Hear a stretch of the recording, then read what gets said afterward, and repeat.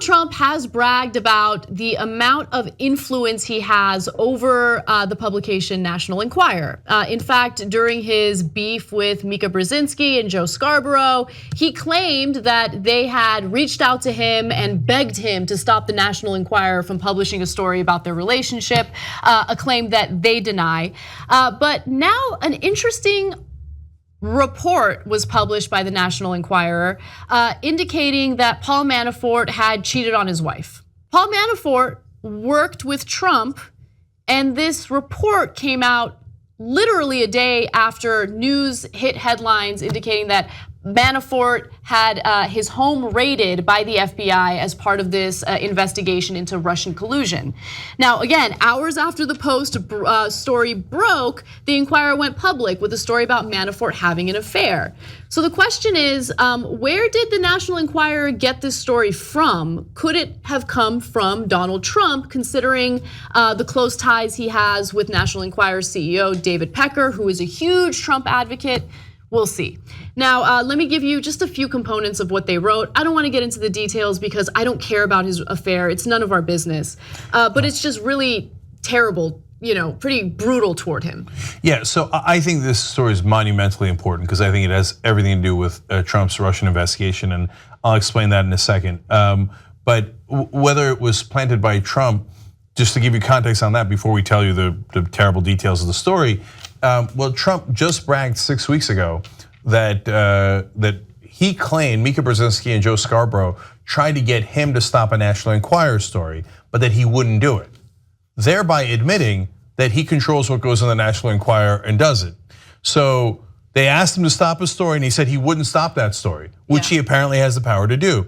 Now we know, and everybody in politics knows, that Donald Trump's been planting stories in the National Enquirer with his friend David Pecker for all this time. Remember the story about Ted Cruz having 5 mistresses, came out of the National Enquirer in the middle of the primary.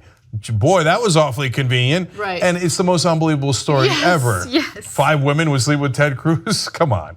And no one would believe that. More likely to have alien babies running around. Anyway, so whenever there's a Trump opponent, Trump smears them. And by the way, National Enquirer did run the story about Mika and Joe Scarborough after Trump was having a huge fight with them. So this is how Trump goes after his opponents. Wait a minute, Paul Manafort was his campaign manager and is being investigated on the Russian ties. That means now apparently Trump is attacking Manafort. That has all the ramifications in the world. Now let's give you the details of the story because it gives you a sense of how deeply he's attacking him. Yes, so just some key components of what the National Enquirer wrote about this alleged affair. They accused him of cheating on his wife with a hottie younger than his own daughters. The National Enquirer investigation exposed a tawdry adulterer who wore his wedding ring while romping with his 33-year-old mistress in the bedroom he shares with his wife. And then here's another one. President Donald Trump has been focused on draining the swamp in Washington, D.C., which is positive, obviously, of Donald Trump. Meanwhile, one of his trusted advisors was betting another woman behind his wife's back, betraying her and his country. So a number of important things that come out of there. First of all, they are burying Manafort, saying that it's a sleazy sex scandal, as Anna quoted, tawdry affair. They later say that here's the smutty details. They bring his family into it. I mean, they went after him 100%. They left nothing left in their arsenal. So the second part of it is that last quote was incredibly important, thereby betraying his family and his country, and referring to Manafort, his former campaign manager, as the swamp. So now, first of all, just real quick on who it might be. They have sources from inside the White House. They quote them. Now, National Enquirer might make other things up, but they do have sources inside the White House. That is true. So let me read you one quote from a source they had, and I know exactly what this sounds like. The quote says, "The worst part was Paul would sleep with her in the master bedroom of the family home. He would leave his wedding ring on too." Okay, now I don't know for sure, and you could make any conclusion you want out of it, but that sounds exactly like Roger Stone. See, what Roger Stone does is he will make up gratuitous details in a story to make it seem more believable and so that you can visualize it. So he has bragged about this in the past, including the famous case of Elliot Spitzer and how he Roger Stone claimed he left his black socks on while having sex. Now, at the time, I thought that was a lie.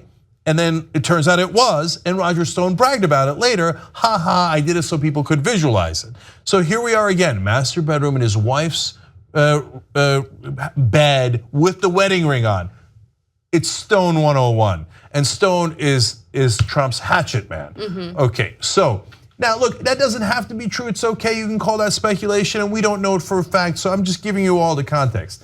But by far the most important part is obviously Trump allies are planting this story against Manafort. And that means there's only a couple of options.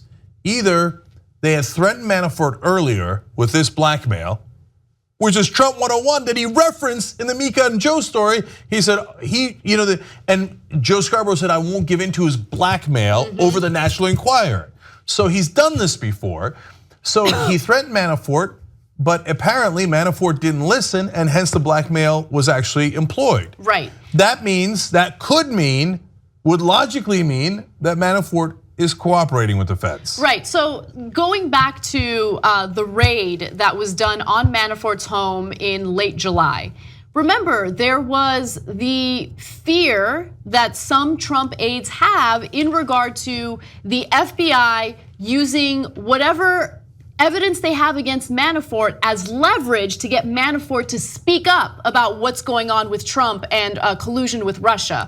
And so there's definitely fear coming from the Trump camp.